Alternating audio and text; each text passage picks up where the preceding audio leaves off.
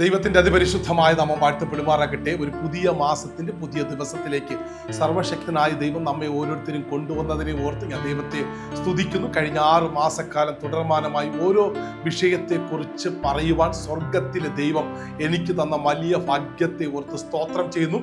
7-ാം മാസം ഒരു പൂർത്തീകരണത്തിന്റെ മാസമായി ഞാൻ ഡിക്ലെയർ ചെയ്യുകയാണ്. കഴിഞ്ഞ 6 മാസം നമ്മുടെ ജീവിതങ്ങളിൽ കാണാത്ത ചില ദൈവപ്രവർത്തികൾ, നമ്മുടെ തലമുറകളിൽ കാണാത്ത ദൈവപ്രവർത്തികൾ, നമ്മുടെ ശുശ്രൂഷയിൽ കാണാത്ത ചില ദൈവപ്രവൃത്തികൾ നടക്കുന്ന പൂർത്തീകരിക്കപ്പെടുന്ന മാസമായി മാറട്ടെ. എന്നെ ഇന്ന് പകൽക്കാലം കേട്ടുകൊണ്ടിരിക്കുന്ന എൻ്റെ പ്രിയ സഹോദരങ്ങളെ, നിങ്ങളുടെ ജീവിതത്തിൽ എന്തെങ്കിലും തടസ്സങ്ങളോ പ്രതിസന്ധികളോ പ്രതികൂലങ്ങളോ ഉണ്ടെങ്കിൽ ഇന്ന് പകൽക്കാലം വിളിച്ചു പറ, ഈ മാസം എല്ലാറ്റിൻ്റെയും പൂർത്തീകരണത്തിൻ്റെ മാസമാണ്. എൻ്റെ ദൈവം എനിക്ക് വേണ്ടി അത്ഭുതങ്ങൾ ചെയ്യുന്ന മാസമായി മാറട്ടെ എന്ന് എത്ര പേര് വിശ്വസിക്കുന്നുണ്ട്? മന്ത് ഓഫ് ഫുൾഫിൽനെസ് എന്ന് വെച്ചാൽ ദൈവത്തിന്റെ പൂർണ്ണതയുടെ മാസമായി ഈ മാസത്തെ നമുക്ക് എന്ത് ചെയ്യാം?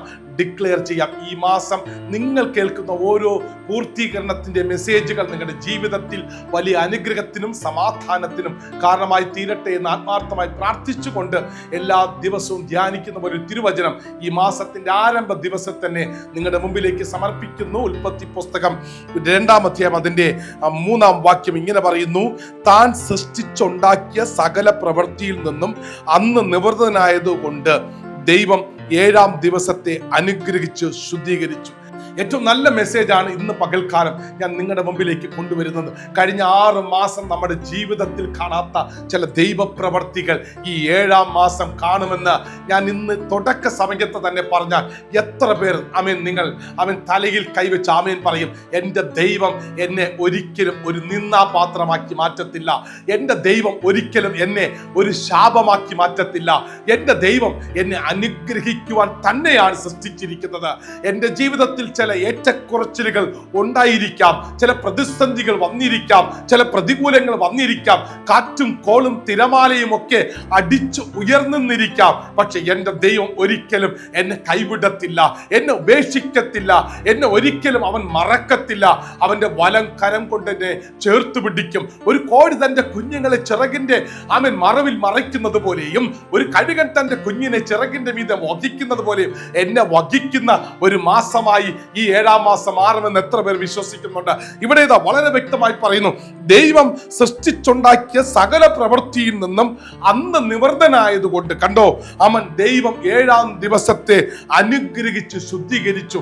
ഈ 7-ാം മാസം ഒരു ശുദ്ധീകരണത്തിന്റെ മാസമായി മാറട്ടെ. നമ്മുടെ ചിന്തകൾ, നമ്മുടെ നോട്ടങ്ങൾ, നമ്മുടെ വിചാരങ്ങൾ, നമ്മുടെ എല്ലാ പ്രവർത്തികൾ, നമ്മുടെ എല്ലാ കൊടുക്കൽ വാങ്ങലുകൾ ഇതെല്ലാം ഒരു ശുദ്ധീകരണമായി മാറട്ടെ. നമ്മുടെ ഏതെങ്കിലും പ്രവർത്തികൾ ദൈവഹിതമില്ലാത്തതുണ്ടെങ്കിൽ അത് മുഴുവനും മാറ്റിയിട്ട് ഈ 7-ാം മാസം ഒരു അനുഗ്രഹത്തിലേക്ക് നിങ്ങളെ ദൈവത്തിന് കൈപിടിച്ചുയർത്തണമെന്ന് ആഗ്രഹമുണ്ട്.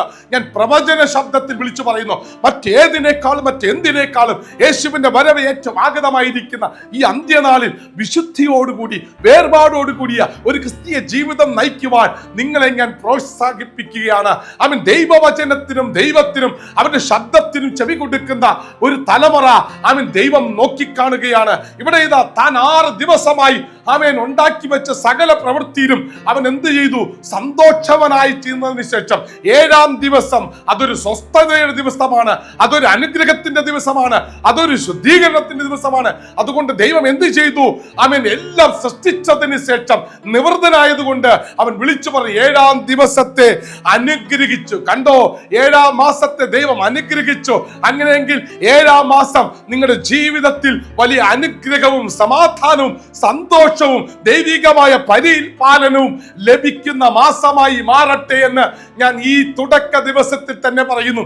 നീ ഒരിക്കലും ഒരു ശാപമല്ല, നീ ഒരിക്കലും ഒരു പാഴ്വസ്തുവല്ല, നീ വെടക്കല്ല, നീ ഒരിക്കലും ഒരു മാറയല്ല.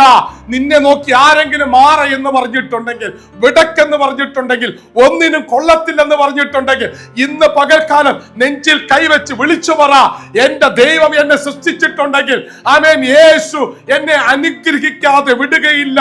അവന്റെ വചനത്തിലും അവനിലും ഞാൻ വിശ്വസ്തത കൽപ്പിക്കുന്നത് കൊണ്ട്, ഞാൻ വിശുദ്ധിയിലും വേർപാടിലും ജീവിക്കുന്നത് കൊണ്ട്, ഞാൻ ദൈവത്തിന്റെ വചനത്തിന്റെ ശുദ്ധീകരണത്തിൽ മുന്നോട്ട് പോകുന്നത് കൊണ്ട് ഏതൊക്കെ പ്രതിസന്ധികളും ആരൊക്കെ എനിക്കെതിരായിട്ട് തിരിഞ്ഞാലും, എന്റെ വാതിലുകൾ അടച്ചാലും, എന്റെ നന്മകൾ അടച്ചാലും, എന്റെ സ്വർഗത്തിലെ ദൈവം ഇതെല്ലാം കണ്ടുകൊണ്ടിരിക്കുകയാണ്.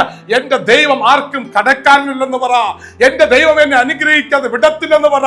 ഈ 7-ാം മാസം ഒരു പൂർത്തീകരണത്തിന്റെ മാസമാണ്.